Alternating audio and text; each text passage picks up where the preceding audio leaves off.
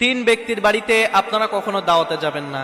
এই তিন ব্যক্তির বাড়িতে যদি আপনারা দাওয়াতে যান তাহলে আপনারা মারাত্মক বিপদের ভিতরে পড়ে যাবেন, মারাত্মক ক্ষতির ভিতরে পড়ে যাবেন। কোন তিন ব্যক্তি এবং কেন যাব না? এক নম্বরে, যে সমস্ত পরিবারের মানুষ খাওয়ার দিয়ে খোটা দেয় ওই সমস্ত পরিবারে আপনারা কখনো যাবেন না। দাওয়াত দিলেও আপনারা তাদের বাড়িতে খাবেন না।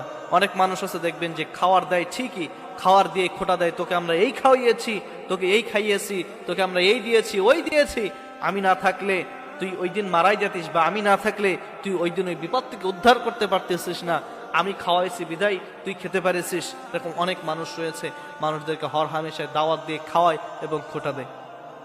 সুতরাং যেই বাড়িতে আপনাকে দাওয়াত দিবে এবং দাওয়াত দিয়ে খাওয়ানোর পরে আপনাকে খোটা দিবে ওই সমস্ত পরিবারে আপনারা কখনো দাওয়াত নেবেন না, বা দাওয়াত দিলেও আপনারা ওই সমস্ত পরিবারে কখনো